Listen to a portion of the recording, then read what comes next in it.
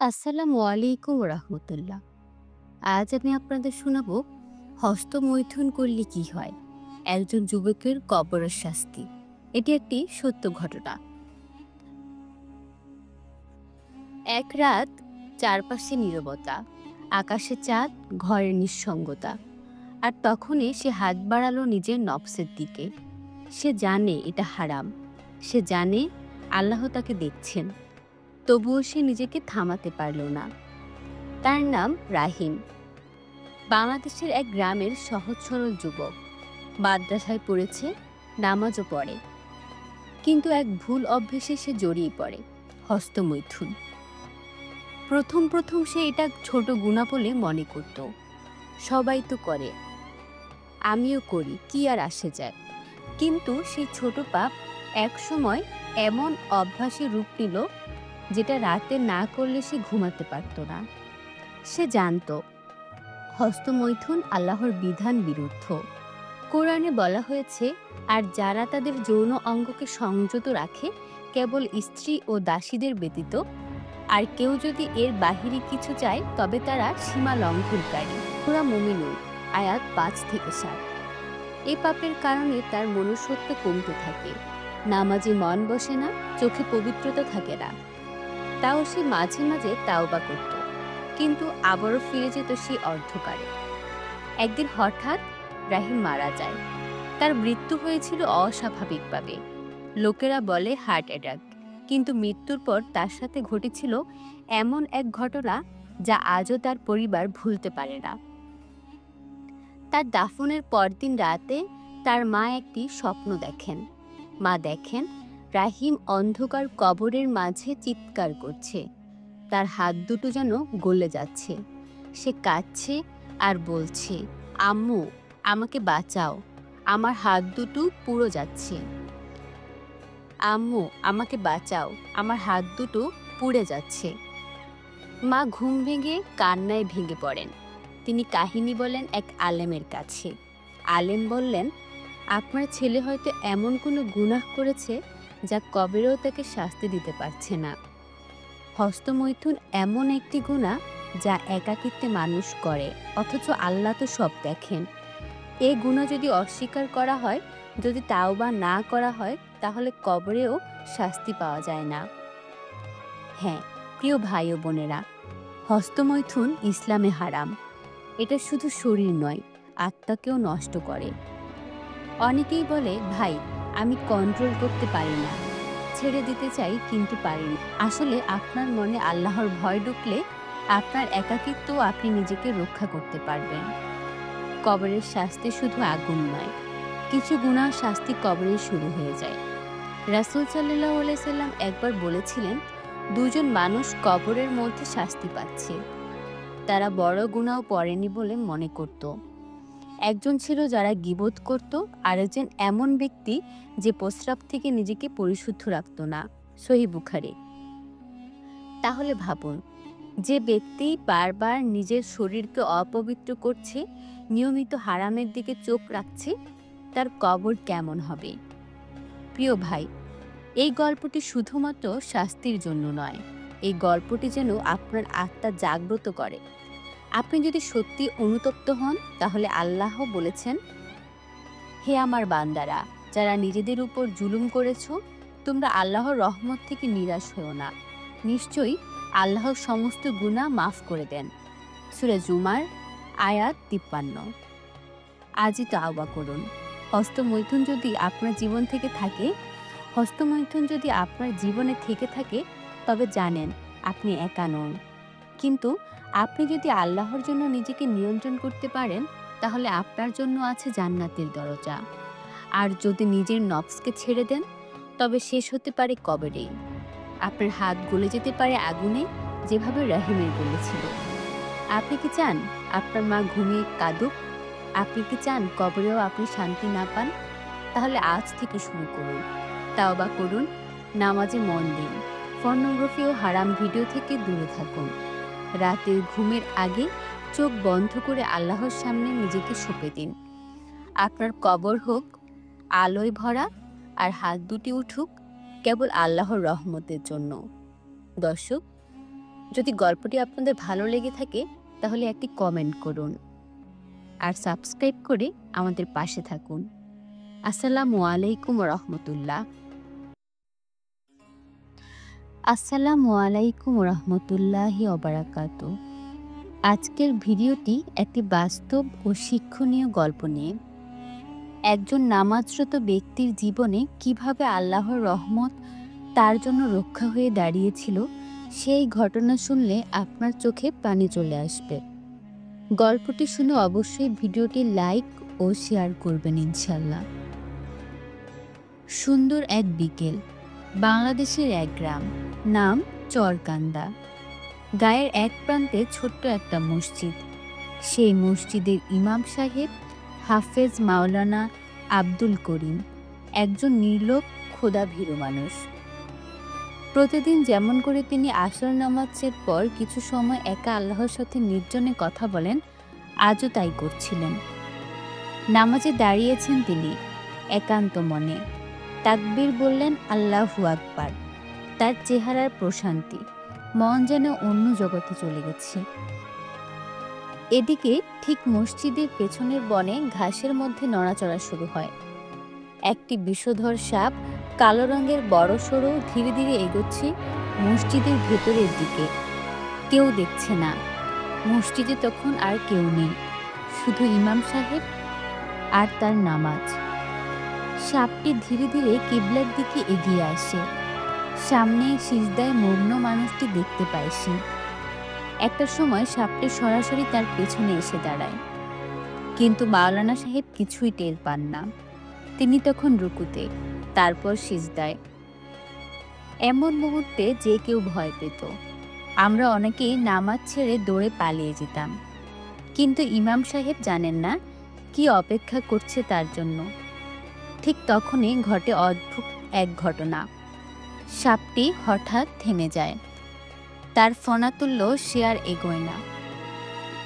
সে কেবল ফনা তুলে মাওলানার দিকে তাকিয়ে থাকে, ঠিক যেন কেউ তাকে আটকে রেখেছে। আর তখনই হঠাৎ মসজিদের দরজা দিয়ে এক বৃদ্ধ প্রবেশ করেন। চোখে সাদা চশমা, হাতে লাঠি। তিনি ধীরে ধীরে সামনে এগিয়ে গিয়ে মাওলানার কাঁধে হাত রাখেন এবং আস্তে বলেন, নামাজ শেষ হলে পেছনে তাকিও, তোমার জন্য একটা চমক অপেক্ষা করছে। নামাজ শেষে মাওলানা সাহেব সালাম ফেরান। ডান দিকে আসসালামু আলাইকুম রহমতুল্লাহ, বাম দিকে আসসালামু আলাইকুম রহমতুল্লাহ। তারপর পেছনে তাকিয়ে তিনি স্থির হয়ে যান। সামনেই ফনা তোলা বিশাল সাপ, কিন্তু সে আর নড়ছে না, মৃত। আর আশ্চর্যের বিষয় হলো, সাপের গলার চারপাশে রক্তের দাগ, যেন কেউ তাকে ছুরি দিয়ে কেটে গেছে। এদিকে যে বৃদ্ধ প্রবেশ করেছিলেন তিনি আর নেই।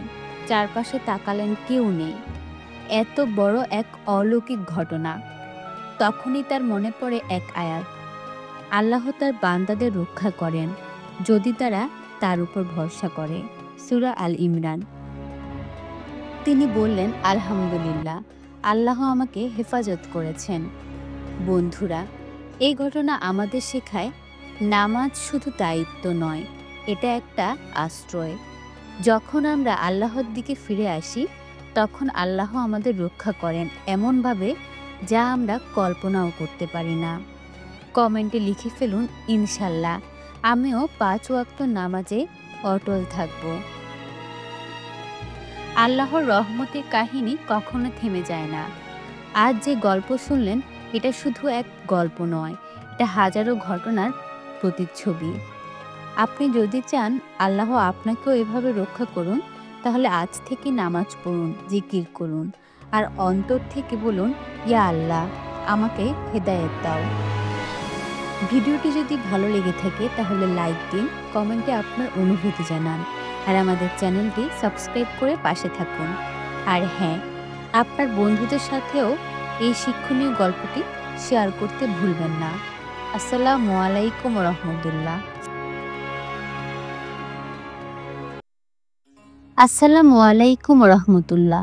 ভাই ও বোনেরা, আজকে আমরা জানব এক সত্য ইতিহাস। যা কোরআনে উল্লেখ আছে। আবাবিল পাখির মাধ্যমে কাবা শরীফ রক্ষার অলৌকিক ঘটনা। ইনশাল্লাহ এই গল্প থেকে আমরা শিখব আল্লাহর অসীম শক্তি ও তার রক্ষা করার গুণ। ঘটনাটি ঘটে রাসূল মুহাম্মদ সাল্লাল্লাহু আলাইহি সাল্লাম জন্মের বছর, যা ইসলামিক ক্যালেন্ডারে পরিচিত আমুল ফিল নামে, অর্থাৎ হাতির বছর। তখন আরবের বাইরে ইয়েমেন শাসন করছিল এক খ্রিস্টান রাজা আব্রাহা। সে চাইতো মানুষ যেন মক্কার কাবা শরীফে না গিয়ে তার নির্মিত বিশাল গির্জায় উপাসনা করে। কিন্তু মানুষ তখনও কাবা শরীফকে সম্মান করত, কারণ এটা ছিল ইব্রাহিম আলাইসাল্লাম ও তার ছেলে ইসমাইল আলাইসাল্লাম নির্মিত ঘর, আল্লাহর ঘর। এই বিষয়টি আব্রাহাকে ক্রোধে উন্মাদ করে তোলে। আব্রাহা বিশাল বাহিনী প্রস্তুত করে, সঙ্গে নেয় কয়েকটি বিশাল হাতি, যার মধ্যে সবচেয়ে বড়টির নাম ছিল মাহমুদ। তার উদ্দেশ্য ছিল একটাই, কাবা ধ্বংস করে দেওয়া। তারা মক্কার দিকে রওনা দেয়। মক্কার মানুষ ভয় পেয়ে যায়। তখন কুরাইশদের নেতা ছিলেন আব্দুল মুত্তালিব, রাসূল সাল্লাল্লাহু আলাইহি সাল্লামের দাদা। তিনি আব্রাহার সঙ্গে সাক্ষাৎ করে বলেন, আমি আমার উট ফিরে চাই, কাবা আল্লাহর ঘর। তিনি নিজেই তার ঘর রক্ষা করবেন। এ কথার গভীরতা আজও আমাদের জন্য শিক্ষণীয়। যখন আব্রাহার বাহিনী কাবার খুব কাছাকাছি পৌঁছায়, ঠিক তখনই ঘটে এক অলৌকিক ঘটনা। আল্লাহ আকাশ থেকে পাঠালেন ছোট ছোট পাখির দল, যাদের আমরা বলি আবাবিল পাখি। প্রতিটি পাখির ঠোঁট ও পায়ে ছিল ছোট ছোট গরম পাথর। তারা সেই পাথর ছুঁড়ে মারতে শুরু করলো আব্রাহার সৈন্য ও হাতির দিকে। এক একটি পাথর ছিল আল্লাহর পক্ষ থেকে নির্ধারিত। যার উপর পড়ত সে সঙ্গে সঙ্গে ছিন্ন ভিন্ন হয়ে যেত। পুরো বাহিনী ধ্বংস হয়ে যায়, আর কাবা আল্লাহ নিজ হাতে রক্ষা করেন। এই ঘটনা কোনো নবীর সময় নয়, বরং রাসূল সাল্লাল্লাহু আলাইহি সাল্লামের জন্মের ঠিক পূর্ব মুহূর্তে ঘটেছিল। এই কারণে সেই বছরটিকে ডাকা হয় আমুল ফিল বা হাতির বছর। বন্ধুরা, আপনি কি অলৌকিক ইতিহাস আগে জানতেন? কমেন্টে লিখে জানান আলহামদুলিল্লাহ জানতাম, অথবা নতুন জানলাম, ইনশাল্লাহ আরও জানব। ভাই ও বোনেরা, ভিডিওটি যদি আপনার ভালো লেগে থাকে একটি লাইক দিন, সুন্দর একটি কমেন্ট করুন, আর আমার চ্যানেলটি সাবস্ক্রাইব করতে ভুলবেন না। ইনশাল্লাহ সামনে আরও বাস্তব ইসলামিক ইতিহাস নিয়ে আসব। আসসালামু আলাইকুম রহমতুল্লাহ। আসসালামু আলাইকুম রহমতুল্লাহি ওয়া বারাকাতুহু। আজকের এই গল্পটি এক হজযাত্রীর, এক মুমিন বান্দার, যার ঈমান, ধৈর্য আর আল্লাহর প্রতি ভরসা আমাদের হৃদয়ে ছুঁয়ে যাবে ইনশাল্লাহ। লোকটি হজের নিয়তে রওনা হয়। চোখে ছিল অশ্রু, হৃদয়ে ছিল ভালোবাসা, প্রভুর ঘরে যাওয়ার তীব্র আকাঙ্ক্ষা। সব প্রস্তুতি সম্পন্ন, শুধু বিমানে ওঠার অপেক্ষা। কিন্তু হঠাৎ ঘটে বিপত্তি। পাসপোর্টে একটি জটিলতা ধরা পড়ে, আর নিরাপত্তা বাহিনী তাকে থামিয়ে দেয়। বাকি হজযাত্রীরা বিমানে উঠে যায়, আর বিমান উড়াল দেয় তাকে ছাড়াই। লোকটি বিমানের আকাশে মিলিয়ে যাওয়া দৃশ্য দেখে কেঁদে ফেলেন। আশেপাশে নিরাপত্তা কর্মীরা তাকে সান্ত্বনা দিয়ে বলেন, মন খারাপ করো না ভাই, আল্লাহ হয়তো এবারের হজ তোমার জন্য কবুল করেননি। কিন্তু লোকটির মুখে তখনও ছিল অটল বিশ্বাস। তিনি চোখ মুছে বলেন, আমি হজের নিয়তে এসেছি। আমি বিশ্বাস করি বিমান আবার ফিরে আসবে আমাকে নিতে। আল্লাহর কুদরত। ঠিক তখনই খবর আসে বিমানের যান্ত্রিক ত্রুটি দেখা দিয়েছে, আর তাই বিমান ফিরে আসছে বিমানবন্দরে। সকলেই অবাক, কিন্তু এখানেই শেষ নয়। বিমান ত্রুটি মেরামত করে আবার উড়াল দেয়, এই মানুষটিকে নিয়ে নয়। আবার ফিরে যান্ত্রিক সমস্যায় দ্বিতীয়বারও তাকে নেওয়া হয় না। তৃতীয়বার আকাশে ঝড় ওঠে, বিমান আবারও ফিরে আসে, জরুরি অবতরণ করেন। এবার বিমানের ক্যাপ্টেন নিজেই এগিয়ে এসে বলেন, আল্লাহর কসম, আমি আর এই বিমান ওড়াবো না যতক্ষণ না আপনি প্লেনে ওঠেন। সবাই থমকে যায়, কারণ তখন তারা বুঝতে পারে এই মানুষটি হজে যাওয়া যেন আল্লাহর পক্ষ থেকে নির্ধারিত ছিল।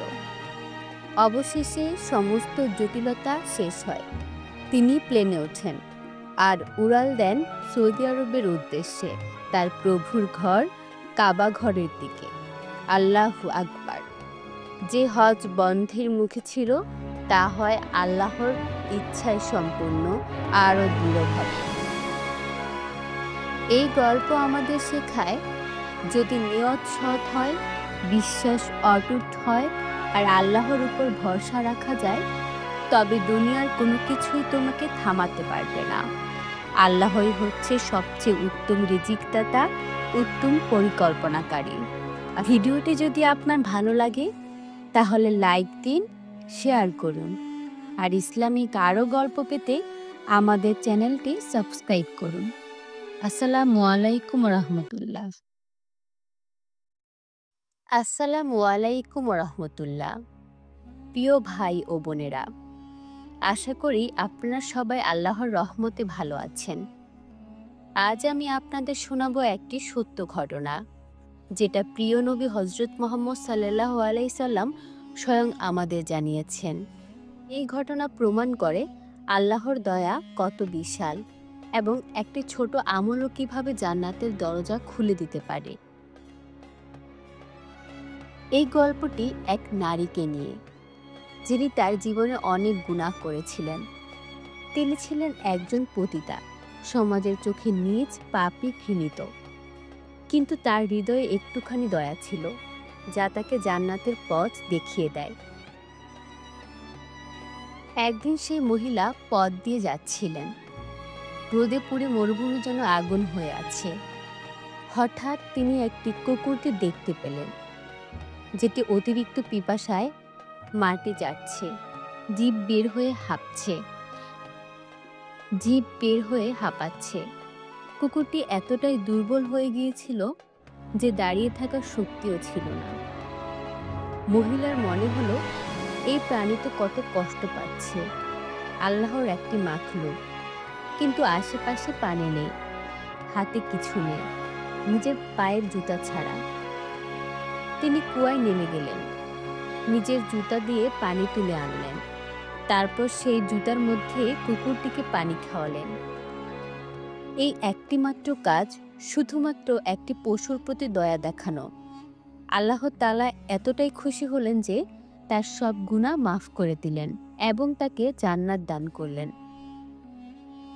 প্রিয় ভাই ও বোনেরা, একজন পতিতা যদি একটি কুকুরকে পানি খাইয়ে জান্নাত পেতে পারে, তাহলে আমরা আমাদের আমলগুলো কোথায়? নিচে কমেন্টে লিখে ফেলুন, ইনশাল্লাহ আমি আল্লাহর সব সৃষ্টির প্রতি দয়া দেখাবো। আর বলুন, আলহামদুলিল্লাহ, এমন এক দয়াময় আল্লাহর বান্দা হতে চাই। এটা আমাদের জন্য একটি বড় শিক্ষা। পশুর প্রতি দয়া, মানুষের প্রতি দয়া, এমনকি একটি ছোট কাজও যদি আল্লাহ কবুল করেন, তবে সেই কাজ জান্নাতের চাবি হতে পারে।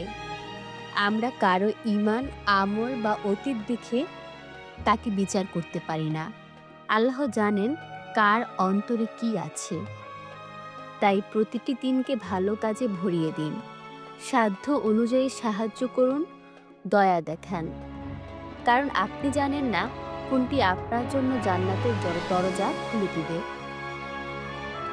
আশা করি আজকের এই ছোট্ট কিন্তু গভীর গল্পটি আপনার অন্তরে দাগ কেটেছে।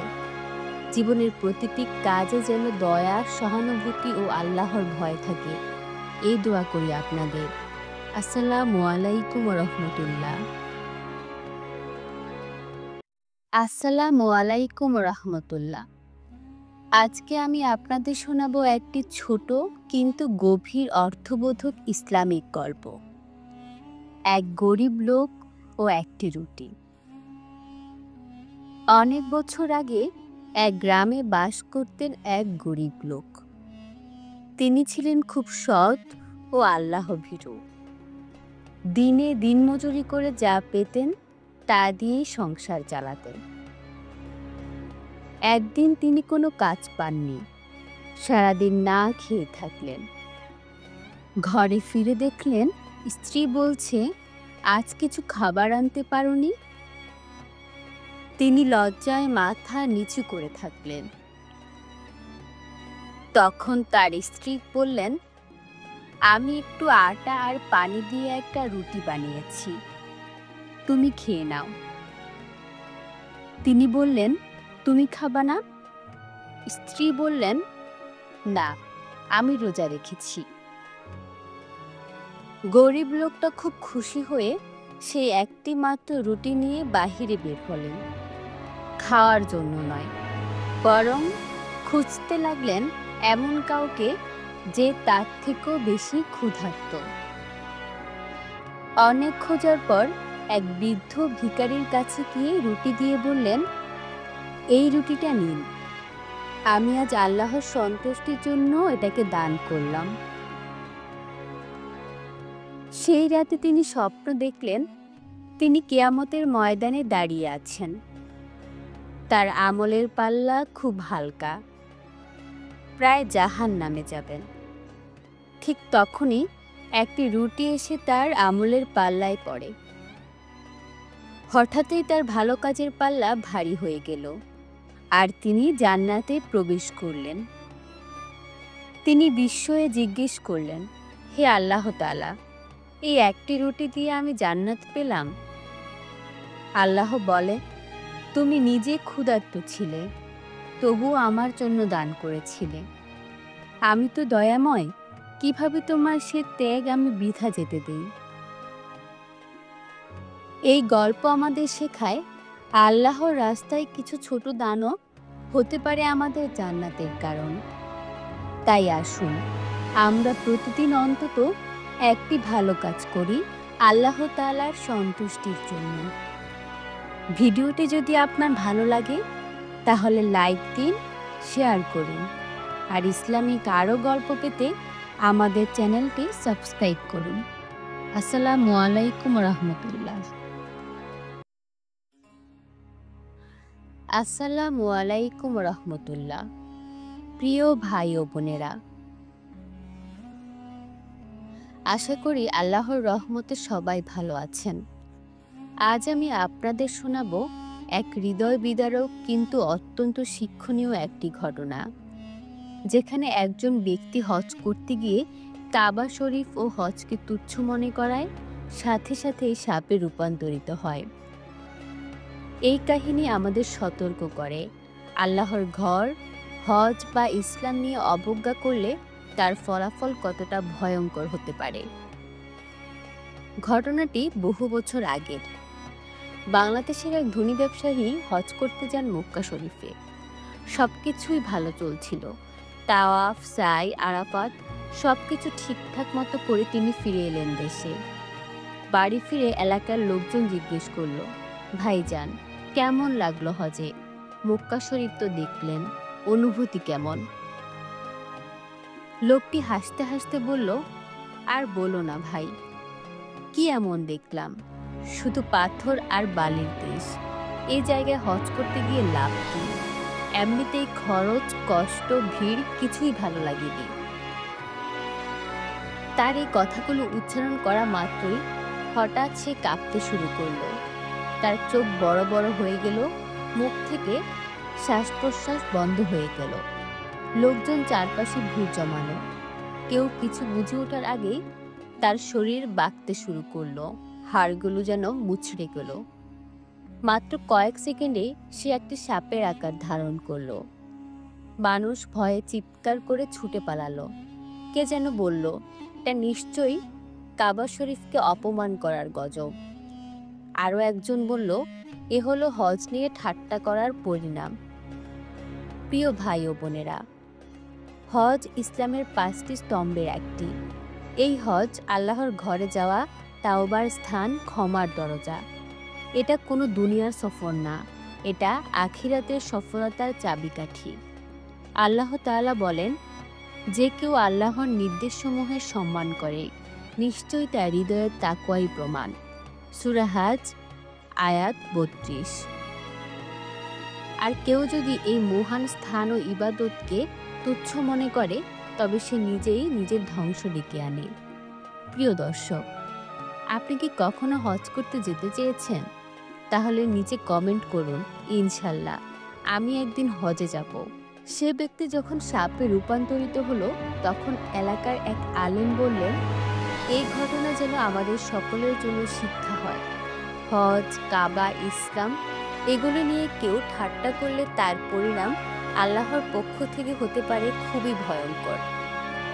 এই ঘটনার পর থেকে অনেকেই তওবা করেছে, অনেকে কেঁদেছে, অনেকে কাবা শরীফের ছবি দেখেই বলে, ইয়া আল্লাহ, আমাকে হজে নেওয়ার তৌফিক দিন।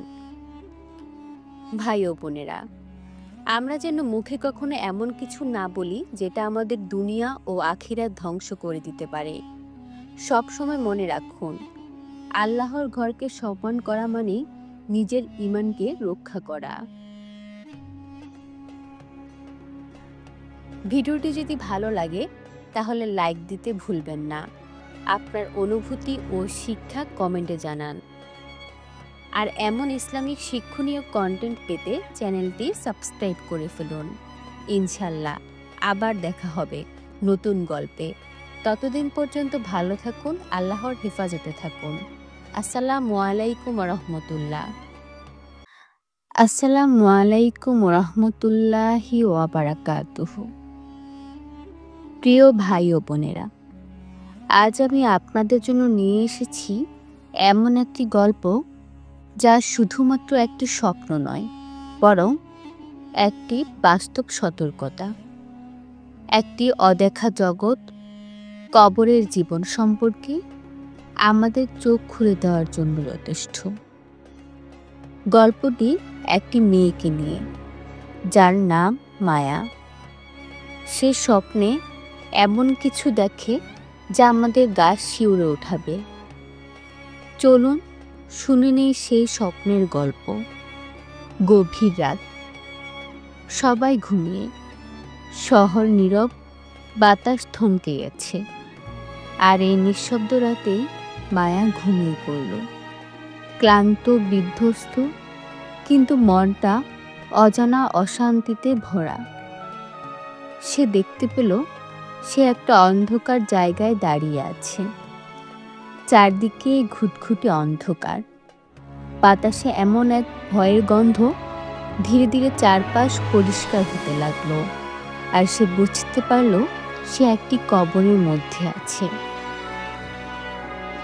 হঠাৎ দূর থেকে একটা সাপ আসতে শুরু করলো। লম্বা, কালো, বিষাক্ত এক সাপ। তার চোখ জ্বলছে লাল আগুনের মতো। মায়া চিৎকার করতে চায়, কিন্তু কোনো আওয়াজ বের হচ্ছে না। সাপটি ধীরে ধীরে মায়ার দিকে এগিয়ে আসে। মায়ার শরীর যেন জমে যায় ভয়ে। হঠাৎ সাপটি থেমে যায় মায়ার মুখের সামনে, আর তারপর আস্তে আস্তে তার ঠোঁটের ফাঁক দিয়ে ভিতরে ঢুকে যেতে থাকে। মুখ, গলা, বুক, মনে হচ্ছিল সব কিছু পুড়ে যাচ্ছে।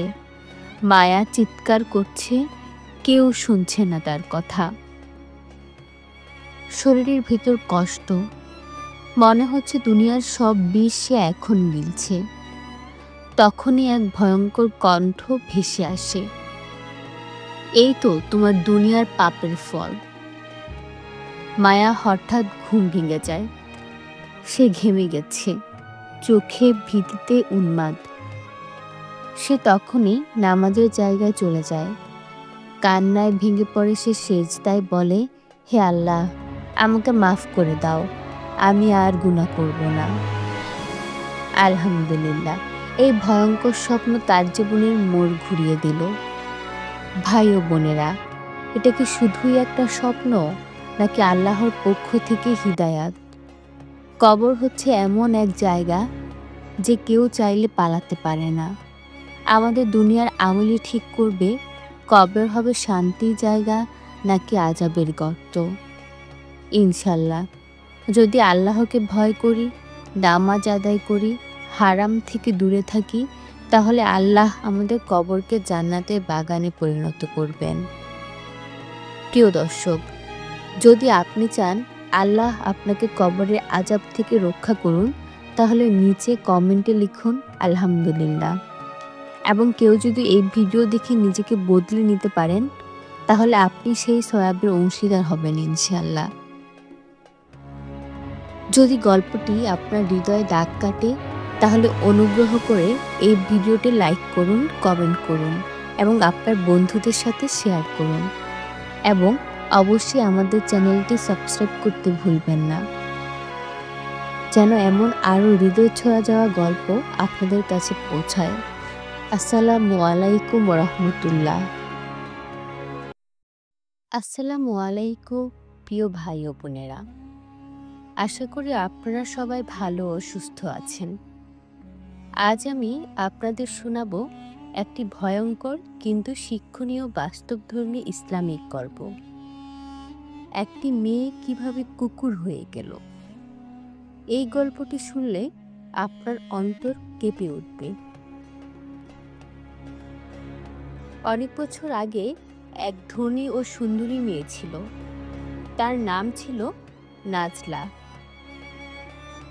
আল্লাহ তাআলা তাকে সৌন্দর্য, ধন সম্পদ ও দুনিয়ার অনেক নিয়ামত দিয়েছিলেন, কিন্তু দুর্ভাগ্যজনকভাবে সে আল্লাহর কোনো নিয়ামতের জন্য আলহামদুলিল্লাহ বলেনি, বরং অহংকারে অন্ধ হয়ে সে সবার সাথে খারাপ ব্যবহার করত। নামাজ পড়ত না, পর্দা করত না, বরং ইসলামী শিক্ষা ও আদবকে তুচ্ছ ভাবত। একদিন এক দরিদ্র মহিলা তার দরজায় এসে এক টুকরো রুটি চাইল। নাজলা রেগে গিয়ে বলল, তুই একটা ভিখারি, তুই তো কুকুরের চেয়েও নীচ। এই কথা বলে সে দরজা বন্ধ করে দিল এবং মুচকি হেসে ভিতরে চলে গেল। কিন্তু সে জানত না, সেই গরিব মহিলা ছিল আল্লাহর এক প্রিয় বান্দা। চোখের পানি ফেলতে ফেলতে সে আকাশের দিকে তাকিয়ে বলল, হে আল্লাহ, তুমি তো সবকিছু দেখতে পাও, আমি তোমার উপর ভরসা রাখি, তুমিই বিচার করো। সেই রাতে নাজলা ঘুমাচ্ছিল। স্বপ্নে দেখতে পেল একটি কালো কুকুর তার দিকে এগিয়ে আসছে। কুকুরটি বলছে, তুমি মানুষ না, তুমি এক নিষ্ঠুর আত্মা, তুমি কুকুরের চেয়েও অধম। ঘুম ভেঙে যায় তার। সে উঠে বসে, চিৎকার করতে চায়, কিন্তু মুখ দিয়ে শব্দ আসে না। ঘেউ ঘেউ শুধু কুকুরের শব্দ। ভয়ে আয়নার সামনে গিয়ে দেখে তার মুখমণ্ডল বিকৃত হয়ে গেছে। সে এখন কুকুরের মতো দেখতে, গলার আওয়াজও কুকুরের মতো। সকাল হতে এই খবর চারদিকে ছড়িয়ে পড়ে। লোকজন দেখতে আসে সেই রূপবতী মেয়েটিকে, যে আজ আর মানুষ নেই, বরং কুকুরের মতো আচরণ করছে। কেউ বলে এটা নিশ্চয়ই আল্লাহর গজব। সে অনেক গরিব মানুষকে অপমান করেছে। এই দুনিয়ায় অহংকার শেষ পর্যন্ত মাটিতেই মিশে যায়। প্রিয় দর্শক, কখনো কি আপনি কারো গরিব হওয়া নিয়ে হাসাহাসি করেছেন? কখনো কি রূপ, টাকা বা সম্মান নিয়ে অহংকার করেছেন? তাহলে নিচে কমেন্ট করুন, ইনশাল্লাহ আমি অহংকার থেকে দূরে থাকব। আলহামদুলিল্লাহ, আল্লাহর দেওয়া সবকিছুর জন্য আমি কৃতজ্ঞ। নাজলা এরপর কয়েকদিন কিছুই খায়নি, কারো সামনে আসেনি। একদিন গভীর রাতে সে তার বাড়ি ছেড়ে চলে যায়, পাহাড়ি অঞ্চলের দিকে, আর কখনো ফিরে আসেনি। লোকজন বলে এখনো মাঝে মাঝে গভীর রাতে সেই এলাকার পাহাড়ি গলিতে এক কুকুর কাঁদতে কাঁদতে ঘুরে বেড়ায়। তার চাহনি যেন কারো কাছে মাফ চাইছে, যেন তার অহংকারের শাস্তি আজও সে ভোগ করছে। প্রিয় ভাই ও বোনেরা, আশা করি আজকের গল্পটি আপনাদের সবাইকে একটি গুরুত্বপূর্ণ শিক্ষা দিয়েছে। অহংকার করলে আল্লাহ কাউকে ছেড়ে দেন না। আসুন আমরা বিনয়ী হই, মানুষের সাথে ভালো ব্যবহার করি, আর সব নিয়ামতের জন্য সবসময় আলহামদুলিল্লাহ বলি। আসসালামু আলাইকুম রহমতুল্লাহ।